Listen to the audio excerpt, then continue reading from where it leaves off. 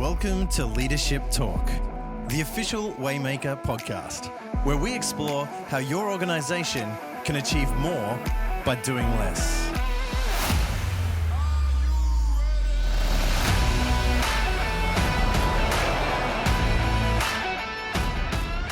Welcome to Leadership Talk, the official Waymaker podcast. I'm your host, Craig, and with me, as always, is my good friend, Stuart Leo, founder and CEO of Waymaker. How are you? I'm great, Craig. How are you? Good. A little sad though, Stu, because you and I were supposed to be hanging out, but I think we're in lockdown 800. That's right. At the moment here in Australia. So yeah, we had to cancel a whole bunch of plans. That's unfortunate. We did. We'll have to build those underground tunnels between Queensland and South Australia and Melbourne and New South Wales. And we might get there before before restrictions ease. I probably ended up on a watch list after saying that. But it means I've had a little bit more time to kick back and listen to some podcasts and read some books and stuff. Okay, all right. Before we get into this, Stu, what have you been reading lately? Oh, that's a good question. Actually, you know what I have been reading? I've been rereading the story of Ernest Shackleton. Yes. The book, The Greatest Adventure Story Ever Told by Alfred Lansing. Yeah. And it's fantastic. In fact, probably a little precursor. We're going to do some stuff around this in the future. And it was because about, almost 20 years ago, I went on a leadership course when I was in a corporation, and they bundled people off every year to... You didn't go to Antarctica though, did you? No. Atlanta, Georgia, Stone Mountain. Okay. yeah. And we did this big leadership course on Ernest Shackleton, which is fantastic. I'm going to dig out some of the stuff because I just love it. And so I've been rereading it as a older, wiser man, and just finding hidden gems everywhere. So it's a great book. It's so many good leadership principles and challenges. And if you don't know the story, Ernest Shackleton led an expedition to Antarctica to do the first crossing on land of Antarctica, well, on ice really. But the mission cost a fortune. He got 20 or 30 guys together. It took a while to fund it. And just the day they were meant to set off, or just before they were meant to set off, Europe went to war at 1914. And there was this big moment where, because the government was funding a big part of it, they stopped and went, we think we should stop and serve. And so they all stopped and went, no, we should sign up and serve in the Great War. And at the time, the government said that the King, Queen and Prime Minister said, no, this expedition matters, go and do it. And so they went and did it. And the mission was actually a complete and utter failure. And they didn't meet their objective. They got stuck in the ice. They spent 9 months wintering on the ice in their boat, the Endurance. And as spring hit, the ice crushed the boat, and they're left standing on ice floes in Antarctica. You got to remember, this is before radios, and they had no hope of rescue, the only way out. And the greatest adventure story told, because Shackleton just had this dogged determination that they would get home, however and whatever, they would get home, and he would bring every man home. And it's the story of sticking together and surviving together as a team, and ultimately getting home. Which, if you think, he said, you're stuck on a moving ice floe with your boat crushed in minus 20 Celsius degrees in Antarctica, I reckon at those moments, the hope of getting home is crushing. So it's just an amazing story of leadership, organisational management, resource management, morale management, looking out for your fellow human being, and risk-taking and never giving up. So amazing book. There you go. I know, it's so good. We'll do some work on this later. That's Stu's Blinkist version of the book. There you go. And well, did you learn any values, principles, and behaviours when reading the book, Stu? Because that's what we're going to talk about today. That's right. I certainly did. Thank you. The beautiful segue. Thank you, Craig. Yeah, it's wonderful.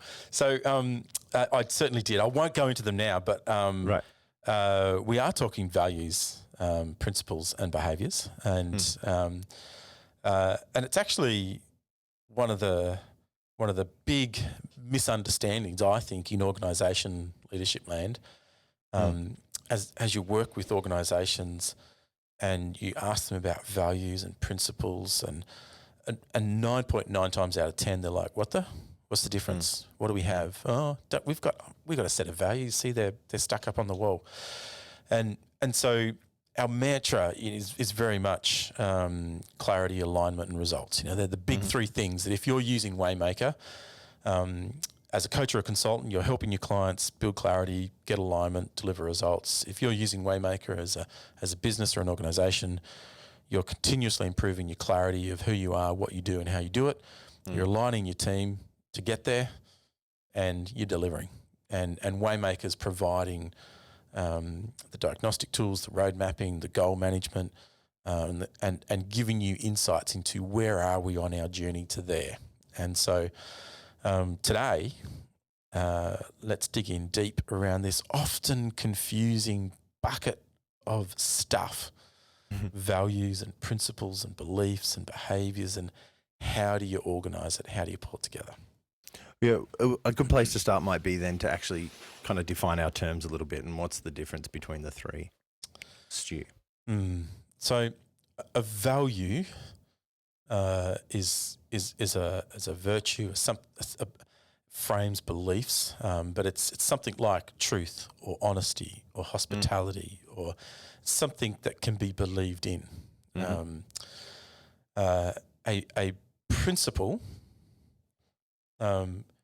is a guiding rule or a guideline built off one or many values. Okay. And a behaviour is something we do because of a principle. So, if, for example, if your value is truth, your principle would be. Yeah. So okay, let's use that as an example. Yeah, okay. Yeah. We value truth. Great. Truth is a value. What's the principle? Well, our principle that we've defined because we value truth is that we're always going to tell the truth. That's a principle. Let's always tell the truth. That's a guiding rule. It's a guideline. It's a rule. Yep. The behaviour is I told the truth. Okay. Or I didn't tell the truth. So now I have an objective way of going. Measurable. Yeah. And so when we think about values, principles and behaviours as we're building culture, and remember our big context here is we're working through employee experience, EX. So if you're following along at home on our framework, we have a leadership curve that gets you from point A to point B, idea, through to market leadership. We have six functions with 7 questions that every time you ask and answer those 7 questions, you're improving your clarity, you're moving up that growth curve of being a better organisation.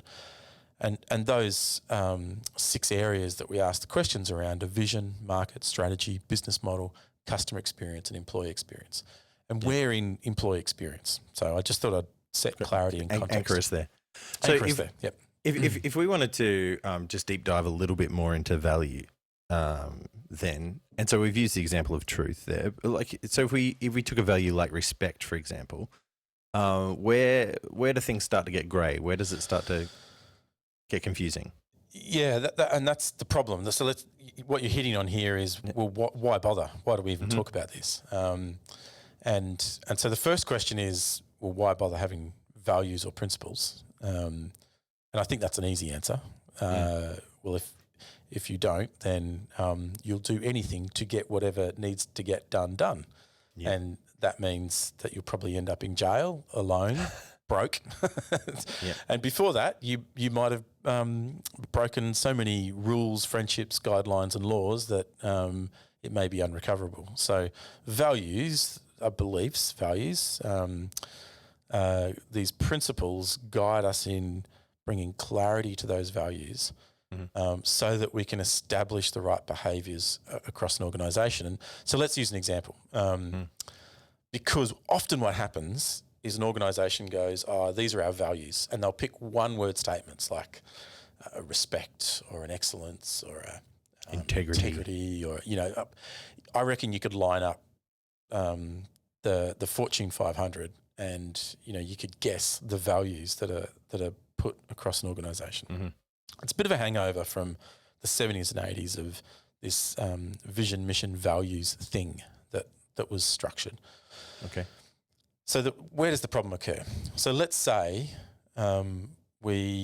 what value did you say? Excellence or respect? Respect. Okay, great. So let's say we've got respect. The company says respect is the value. How could we get that wrong? Well, there's nothing wrong with the idea of respect. Respect is good. Mm-hmm. But what happens if I define respect differently to the way you define respect? Mm-hmm. So if I define respect as respect for time, mm-hmm. then if I turn up to the meeting late, I don't have respect. But if I define respect for getting the job done no matter what, then I'm going to, and so I've defined this respect as respect for the rule of getting the job done. Mm-hmm. This is the most important thing. I'm not going to turn up to that meeting because this is the most important thing. Getting the job done is what I'm respecting here. Then I've got a conflict. Mm-hmm. And you could say, oh, well, respect the person, give them a call, tell them you're not going to be there. But what we're saying here is that I can interpret respect in one way, another person can interpret another way, and we can justify two opposing sets of behaviours. So if I respect, have respect for the rules of getting the job done no matter what, then I'll be dog-minded and live that value out to its full degree, going, I'm doing nothing but getting this job done. Nobody's going to stand in my way.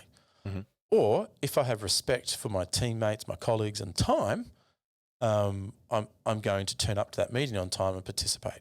Now, what we're talking about, and I'm picking a bit of a silly example here. I'm just trying to highlight that I can interpret the value and create a principle, if principles don't exist, justify my behaviour because I've let the value define the principle and there's been no discussion around defining those principles. And so often what happens is values then get played like cards. I'd like to play the respect card right now because that suits me. And so we act in a way that suits us. Mm-hmm. And we're not acting to values. we're using the values as playing cards to justify actions. Time to play the respect card. I'm not happy with what they're doing. You're not respecting me. I'm going to play the respect card. And so what that creates inside organisations is a disbelief of values and principles and a subjective, fluid world of I'm not sure where I stand. Mm-hmm. And so people struggle to actually find a belonging and a concrete place to stand because they don't actually know if they can take action, because if they take action, they actually might get crucified for it. So they don't take action. So what happens? People just do what they have to do and go home. Mm-hmm. And so this idea of bringing clarity and concreteness to what we mean when we talk about values is about articulating principles, rules and guidelines off these values so that we can frame the right behaviours. And so that's the problem. We in organisations go, oh, we've done the values bit, we've picked some values. Yeah, we value honesty and respect and trust and excellence and integrity and communication. That sounds good, doesn't it? Oh, that makes us all feel good. And really, I reckon within about 2 months, that's all going to go to crap and you're going to be going, why don't people live our values? Because they don't actually really know what you mean. And that's the problem. So it's not enough just to have, brand values that you stick up on your wall or whatever, integrity, honesty, respect, those types of things. Our principles are basically is what adds meat to the value, yeah? It actually gives us our our guidelines, our framework in which to operate. Yeah, that's not a bad way of putting it. And sometimes we can actually take 2 or 3 values in order to articulate a principle. Okay. So if we said we value consistency and truth, then a good principle out of that is we always tell the truth. Now, how we tell it might be shaped by another set of values of compassion and empathy. Sure. So, Craig, Be kind. Be kind right now. Yeah, be compassionate. Be passionate and kind. Go. I was going to say, let's say we're on a video conference, so I don't know, but Craig, you let's say we're meeting and I have bad breath. I've had 3 coffees, didn't brush my teeth because I'm not caring for myself, and you could just go, Stu, you stink. You're telling the truth.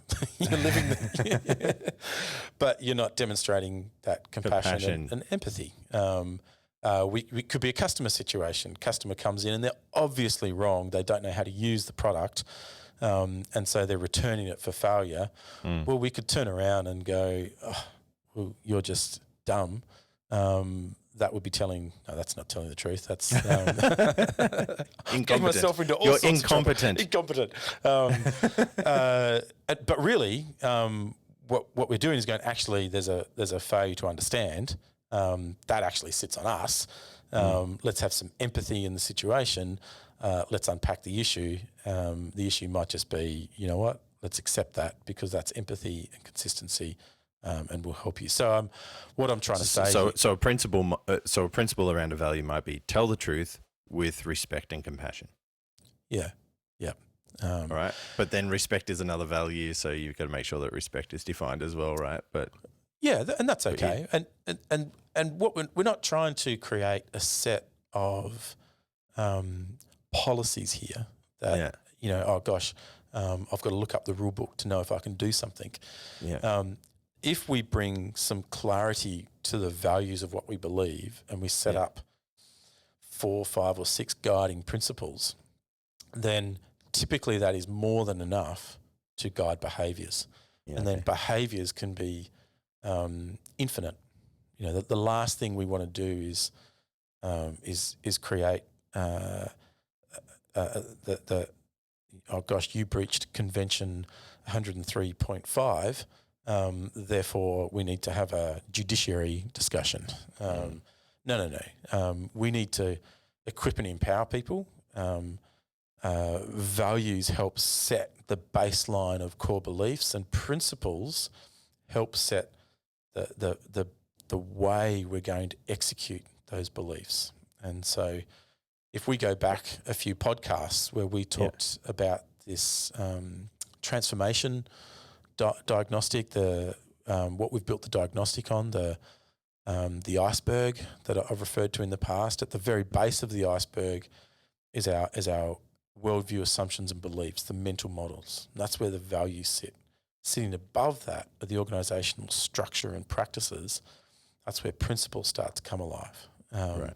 Because we're saying, well, we believe in truth, we believe in honesty, we believe in compassion. Okay, well, what does that mean? We outwork it in this way. If we're World Vision, we outwork those things by sponsoring children, feeding the poor, helping the hungry.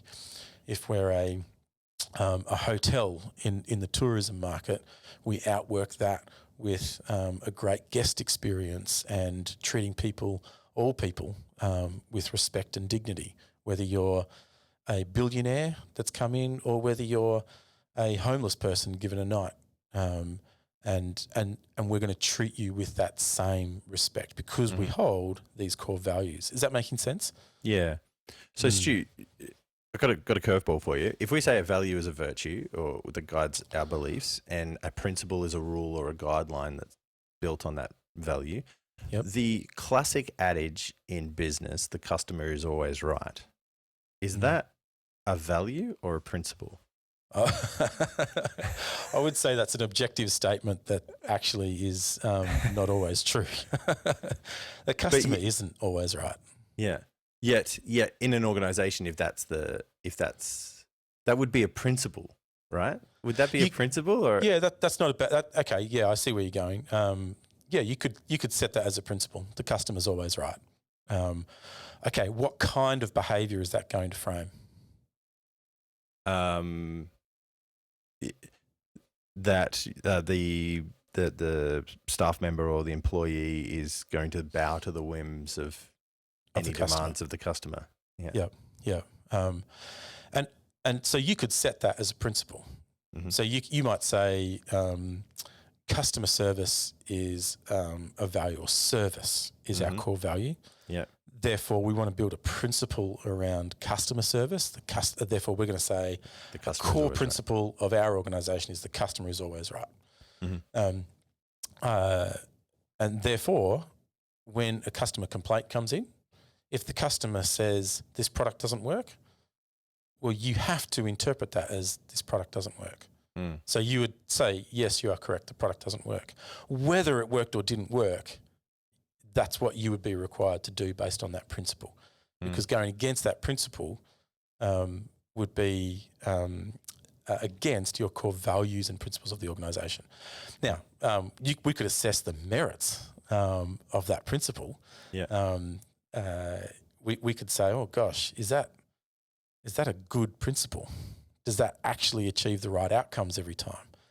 And I think you could build a case with that particular statement and go, actually, no, there are times when that would work against us as an organisation, because it puts you in situations where you would go, oh, I'm not going to educate, I'm not going to inform, I'm not going to help the customer achieve the real outcome, the problem to solve.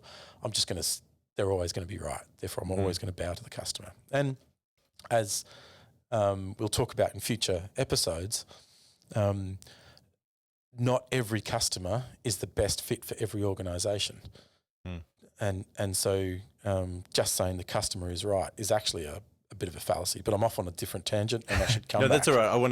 I wanted to test the the principles versus value thing. So you're saying that would be based off a value of, say, customer service, or a value that service is paramount. We base a principle which says the customer is always right, which leads to a behavior, which is kind of the third thing that we want to talk about, right? So ultimately, a value is a virtue that guides our belief. A principle is a rule or a guideline that we use to help frame that value. And then a behavior is kind of the result of that principle in action. Yep. Yeah, you've nailed it. And if you're listening going, oh, that's helpful, I'm starting to get some clarity around values and principles and behaviours, that's good. What did we say earlier? Truth is a value. A principle is we'll always tell the truth. The behaviour is I always told the truth. So it frames, I think a value is that highest context that frames a principle or a set of principles, and the principles frame the behaviours, and the behaviours are infinite. There are an infinite number of behaviours that could fit the principle of we'll always tell the truth. And so what we really want to be doing in our values, principles, conversations is setting up people to know exactly what a behaviour is or isn't acceptable without having to check the rule book. And because we want to release people, not constrain people. And that's the big idea. Can you give me an example of a good principle versus a bad one? We've probably maybe highlighted a bad one. Can you give me an example of a good one? Yeah. Okay. So let's pick a value. So if you're working with a coach or a consultant in Waymaker, one of their toolkits, they'll have a set of values. It's actually in Waymaker Academy, and those values, I think we've got about, 60, 70, 80 values sitting on a page. Right. They're things like hard work, practicality, positive attitude, ease of use, efficiency, equality, challenge, change, cleanliness. They're core values. They're values. So let's pick one. Let's pick creativity. Okay. That's a value. Let's build a principle of creativity. And let's pick a firm. Who could we be? Pick a brand. Well, my favorite brand, Apple. Okay. This is a good fit. Can I say that? You can say that. We have a principle of telling the truth. You're allowed to say That's that. right. Yeah, good. So Okay. we value creativity. Yeah. How could we turn that into a principle if we were Apple? We'll always strive to promote our products in new, fresh, creative ways. I don't know. Can I use a value in the definition? Yeah, So sure. clearly I don't have notes on this. Yeah, I mean, in fact, one of the ways Apple brought that value to life, and this is extending it right into the creative execution, Yeah. was they for a long time established the principle which they used as a positioning as well of think different. Think different. Yeah. Yeah. So internally they've said we're going to think different. The world is doing this over in PC world, IBM and Microsoft. So we're going back to the 80s. That's a long time ago. They're doing this. Okay, we need to think differently in order to compete because we value creativity. So let's think different. And think different actually went from being an internal principle of Apple to being external creative messaging. And what they had was a really nice brand alignment. We believe in thinking different. We do behaviours that think differently. We make stuff that's different for these reasons. And we promise that to the market. So one of the things, and this is a good time to highlight it, is that we can sometimes confuse organisational principles with brand pillars and or competitive advantages. And I want to just say now, we're not going to dig it into this episode, but they're different things. If you're used to hearing the term brand principles or brand pillars, that's okay. Yeah. We're not talking about that. We're actually talking about organisational principles. Sometimes they translate in to others or get expressed in a different way. So there's connectivity, and that's a good thing. But we're not talking about that. We're talking about underlying values and principles that frame behaviour. Sometimes those behaviours end up framing external messaging, which is not a bad thing. In fact, it's what you want. So yeah, I mean, in the case of Apple, we've got like think different would permeate from engineering to industrial design to marketing to I don't know, accounting. Hopefully not. So here's a good example, isn't it? You actually would want it to permeate, but this is where you would balance with other principles of honesty and integrity and fairness. Well, their values, but setting up the right principles. Going, well, we're not going to be creative accountants. We're going to be creative accountants within the law. And that might mean, for better or for worse, Apple might base their operations in Dublin because it has a 12% corporate tax rate versus Sydney, which has a 28-30% tax rate. So I think I hope we're making sense in this difference between values, principles, behaviours.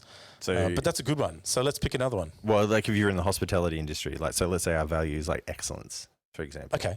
Yeah, great. So that's a good value, excellence. I would like to stay at a hotel or a resort that values excellence. That would fill me with confidence. But the way Ritz-Carlton values excellence might be different to the way Marriott Courtyard values excellence. So this is a good way of expressing principles. So we could articulate a principle of excellence in customer service, cleanliness, and guest experience. And then we could start to put some behaviours and clarity around that. That doesn't mean it's excellence in fine dining and concierge experiences. That's a different type of excellence. So we can start to use principles to shape and guide culture which shapes and guides the product or services we're ultimately delivering. Okay. Mm. So we've talked about values, we've talked about principles, and they ultimately lead to certain behaviours, whatever. Mm-hmm. So a behaviour, most simply, would be the actions that result from a principle, like from applying a principle, right? From applying a principle. Yeah. And Okay. so, I mean, what do we want as leaders? We want to teach people how to deliver in our organisations. So we want to help them behave and learn how to behave so they can teach those around them. They can translate the culture, the way we do things out around the organisation. Awesome. So what we don't want, and this is coming back to the problem to solve, we don't want micro pockets of cultures where, let's say we're a bigger organisation where one part of the organisation is based in one city and they've interpreted truth to mean this, and another part of the organisation is in another part of the city or another city and they've interpreted truth to mean that. Well, now we actually have opposing worldviews inside one organisation, which means working together and executing together is going to be a problem at some point. And so what we're doing is we're helping shape the culture by clarifying what we mean from values, core beliefs, into principles to frame our behaviours. And that then sets up the conversation for best practices, for achieving the best out of those behaviours. Because a best practice, let's say excellence, and let's say we're a hotel, and we say we believe in excellence. That means we believe in excellence in customer service. I can't remember what I said. Service and guest experience. Mm-hmm. Okay, great. A best practice might be on entry, you're given a complimentary glass of champagne. Now, at the Hilton, that might mean a $20 bottle of champagne on ice in your room. At the Ibis, North Adelaide, fizzy water. That might mean all sponsorship deals from Ibis have just gone. that might mean a little bit of paper that you take to or a token you take to the vending machine. I don't know. Yeah. But that's best practice for that experience and in Ibis, and that's best practice for that experience in the Hilton. Neither are right nor wrong. They're the expressions of the best practice behaviours that we want to establish in our culture. Sure. Does that make sense? Yep. Sorry to throw you under the bus there, mate. So how does Waymaker help us achieve, clarity around these things? Yeah, good question. Why are we talking about this? Yeah. We're talking about this because Waymaker helps you get clarity, build alignment, so we are all on the same bus going to the same destination, and deliver the results along the way. That's clarity of goals, execution of goals, and so two ways. One, if you're working with a coach or a consultant that's Waymaker certified, they will help you. They will take you through the conversation of values, principles, behaviours. Secondly, you might want to jump in and explore some of the materials in Waymaker Academy in employee experience yourself around these and have that conversation. That's totally fine too.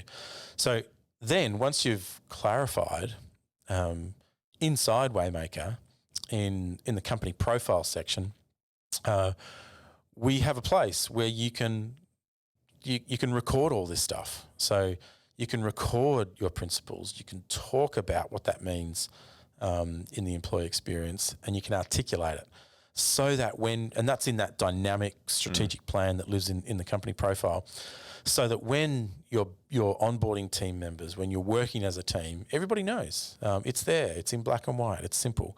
And it becomes the conversation starter. So one, use our toolkits to work through values, principles, and behaviours. Two, document it, bring clarity to it inside Waymaker, so that as you're as you're going through your quarterly and annual planning sessions, it's there. You can refer to it, and people know what they are. Obviously, don't stop there. Stick it on walls, create videos. I don't know, make mouse pads, do what you do. I don't know, put it on T-shirts. But actually, that's silly. The most important thing to do is to do it. Example it. Yeah. We do have this Waymaker mantra where we talk about show the way. Come on, mate. We're so close. Build the system, train the leader, hold them accountable, help them win. So it's and so the most important thing is doing it, is the behaviour piece. You example your principles and values when you do what you do. That's the culture piece. People can then refer back to, okay, we offer people this welcome experience because we believe in this. Okay, Awesome. have we found clarity in this 20-minute conversation? I think on values, principles, behaviours. I think we defined our terms pretty clearly there. Yeah. If you're unclear, hey, message us through the app. Talk to us on socials. I don't mind, and we'll happily just bring do more it. clarity to Truth with compassion would be great. Yeah. All right. Yep. Okay, all right. So, that'd be great. Awesome. Well, if you're an organization, you're listening to this, jump on waymaker.io. If you're already signed up, then you can start playing around with that Clarity Toolkit. If you're not, then there's a 14-day trial we'd love you to sign up for. 30-day trial. 30-day trial. Yeah, brilliant. Okay, well, just for you now, listeners. And if you're a coach or consultant, then our encouragement is to jump on, get certified. You can use these tools to help you grow your own business. And next episode, we'll talk more about how to achieve more by doing less.